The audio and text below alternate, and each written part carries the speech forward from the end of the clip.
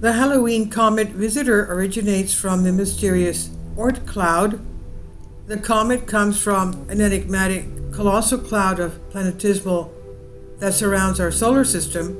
James Ray says the human mind may find it difficult to conceptualize a cosmic cloud so colossal it surrounds the sun and 8 planets as it extends trillions of miles into deep space. The spherical shell known as the Oort cloud is for all practical purposes invisible. Its constituent particles are so spread thinly and so far from light of any star, including the sun, that astronomers simply cannot see the cloud, even though it envelops us like a blanket. It's also theoretical. Astronomers infer the Oort cloud is there because it's the only logical explanation for the arrival of a certain class of comets that sporadically visit our solar system. The cloud, it turns out, is basically a gigantic reservoir that may hold billions of icy celestial bodies. 2 of those bodies will pass by Earth in the days leading up to Halloween. Tucson Atlas, also known as Comet C 2023A3, will be at its brightest and likely visible to the naked eye for a week or two after October 12th, the day it's closest to Earth. Just look to the western sky shortly after sunset, and as days pass, the comet will get fainter and move to a higher part of the sky. The second comet, C 2024S1 Atlas, just discovered September 27, should be visible around the end of October. The comet will pass closest to Earth on October 24, that's tomorrow. Look low in the eastern sky just before sunrise, and then after swinging around the sun, the comet may reappear in the western night sky around Halloween. It's possible, however, that it could disintegrate in part or in whole, as sometimes happens when comets pass by the sun, and this one will come within 1 million miles or 1.6 million kilometers of our star. As a planetary astronomer, the writer says, I'm particularly curious about the Oort cloud and the icy bodies inhabiting it. The cloud's residence may be a reason why life ignited on Earth, crashing on our planet eons ago. The ice bodies may have supplied at least some of the water that all life requires. At the same time, these same objects pose an ever-present threat to Earth's continuation and our survival. Billions of comets. If an Oort cloud object finds its way to the inner solar system, its ices vaporize. That process produces a total of debris that becomes visible as a comet. Some of these bodies, known as long-period comets, have orbits of hundreds, thousands, or even millions of years, like Tucson Atlas. This is unlike the so-called short-period comets, which do not visit the Oort cloud and have comparatively quick orbits. Halley's Comet, which cuts a path through the solar system and orbits the sun every 76 years or so, is one of them. The 20th century Dutch astronomer Jan Oort, intrigued by the long-period comets, wrote a paper on them in 1950. He noted about 20 of the comets had an average distance from the sun that was more than 10,000 astronomical units. And this was astounding. Just 1 AU is the distance from the Earth of the Earth from the sun, which is about 93 million miles.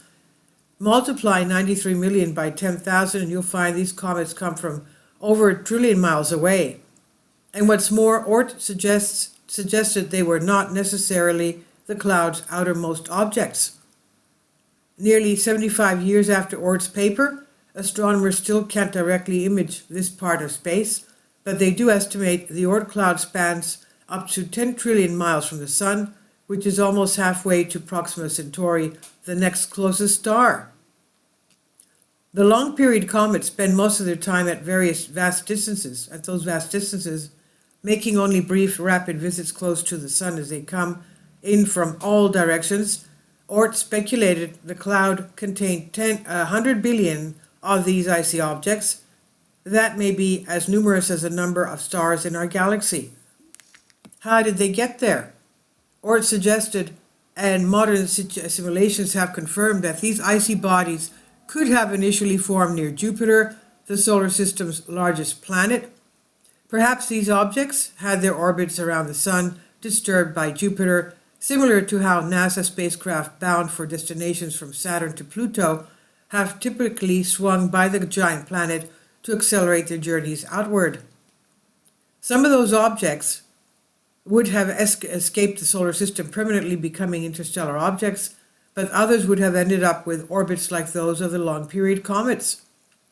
The threats to Earth: long-period comets present a particular potential danger to Earth because they are so far from our Sun. Their orbits are readily altered by the gravity of other stars. That means scientists have no idea when or where one will appear until it does suddenly, and by then it's typically closer than Jupiter and moving rapidly at tens of thousands of miles per hour. Indeed, the fictional comet that doomed Earth in the film Don't Look Up came from the Oort cloud. New Oort clouds, comets, are discovered all the time, dozens or so per year in recent years. The odds of any of them colliding with Earth are extremely low, but it is possible. The recent success of NASA's DART mission, which altered the orbit of a small asteroid, demonstrates one plausible approach to fending off these small bodies, but that mission was developed years after years of studying its target. A comet from the Oort cloud may not offer that much time, maybe just months, weeks, or even days, or no time at all. Oumuamua, the odd little object that visited our solar system in 2017, was discovered not before but after its closest approach to Earth. Although Oumuamua is an interstellar object and not from the Oort cloud, the proposition still applies. One of these objects could sneak up on us and the Earth would be defenseless. One way to prepare for these objects is to better understand their basic properties, including their size and composition, and towards this end my colleagues and I work to characterize new long-period comets. The largest known one, Bernstein, discovered just 3 years ago, is roughly 75 miles across. Most known comets are much smaller, from 1 to a few miles, and some smaller ones are too faint for us to see. But newer telescopes are helping, in particular the Rubin Observatory decades-long legacy survey of space and time, starting up in 2025, next year, may double the list of known Oort cloud comets, which now stands at about 4,500. The unpredictability of these objects makes them a challenging target for spacecraft, but the European Space Agency is preparing a mission to do just that. Comet Interceptor. With a launch planned for 2029, the probe will park in space until a suitable target from the Oort cloud appears. Studying one of these ancient and pristine objects could offer scientists clues about the origins of the solar system. As for the comets now in Earth's vicinity, it's okay to look up. Unlike the comet in the DiCaprio movie, these two will not crash into the Earth. The nearest Tucson Atlas will get to us is about 44 million miles, or 70 million kilometers. See 2024 S1 Atlas, about 80 million miles. That's 130 million kilometers. Sounds like a long way, but in space that's a near miss. James Ray, author of this, professor of Earth and Atmospheric Sciences, Georgia Institute of Technology, on the conversation from Unexplained Mysteries. Please leave your comments and thank you for your support.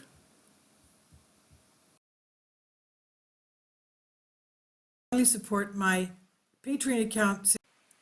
The daily posts are 5 videos daily, and they are totally different from what I have on my YouTube channel. Thank you so much for your support and that you find all my content so interesting. You'll find the Patreon account details in the description box below.